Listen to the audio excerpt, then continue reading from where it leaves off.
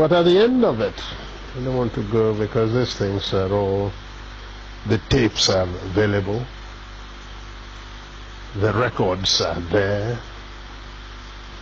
In fact, only about 2 weeks ago I saw a set of the records again. The transcripts are available. But we talked about the Nigerian situation, and certainly at the end everybody says, oh, you told them this, you did that. The fact was that our case was so clear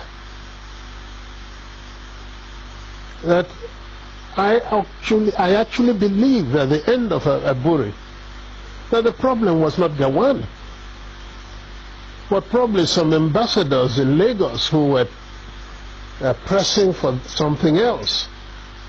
Because we understood each other. We agreed on every single point.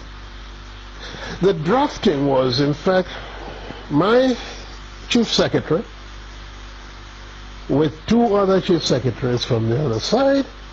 They said, no, no, no. And drafted and agreed. We looked at it, we agreed. General Ankara read over the whole report again to us at the end. Asked us if we wanted to amend anything. No. At the end of all that, the position was so good that actually Ankara drove Jack, Gawan and myself to the airport. Jack was sitting on his left, I was sitting on his right. He was in the middle. And in the course of that journey, at a point, General Ankara shook his head and said, oh, thank you. Thank you. If only we can go on like this, everything would be all right. I believe I was the one. As I do now from time to time, I go for the dramatic. Suddenly I picked up Gawan's hand, put it on Ankara's lap, brought my other hand, placed it on it, and I said,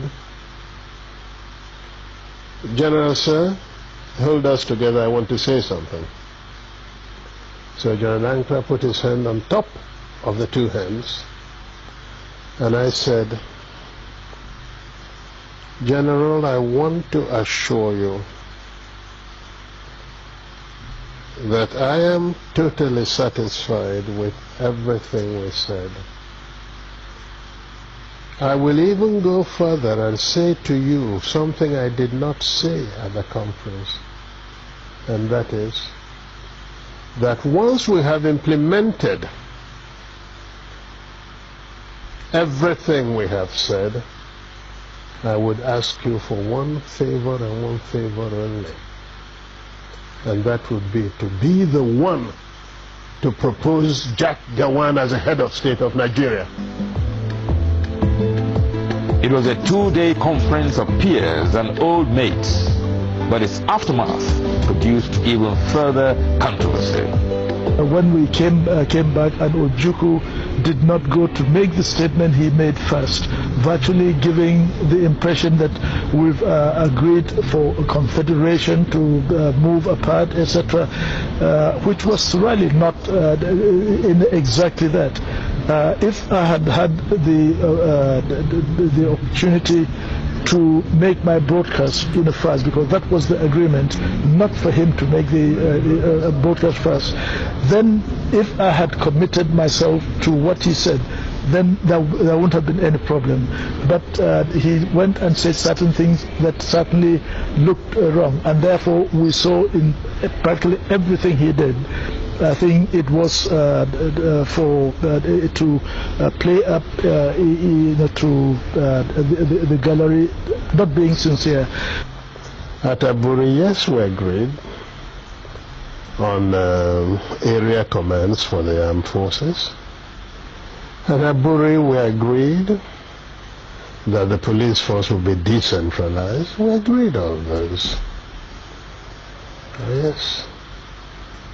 We agreed even to show that we didn't separate. At Aburi, we also agreed on a certain revenue formula. That's what happened at Aburi. Aburi again, because I always end up, it sounds odd today, but I always end up by saying I must have been naive, because I believed actually that would be the end. I'll confess to you, when I got back to Enugu, oh yes, I had a party, believing that probably the danger was over. That's what we thought. Until they then began to deny everything. It was the denial of Nigeria that made me publish the tapes of Aburi, because we had insisted that each one should have a set of tapes. Everybody talks about confederation. Go and look at the transcript. There is no time that the word confederation came from my lips. In broad terms, Aburi changed the title of head of state from Supreme Military Commander to Commander-in-Chief. It gave the regions control over internal affairs, and concurrence of each region was now required for any decision affecting the whole country.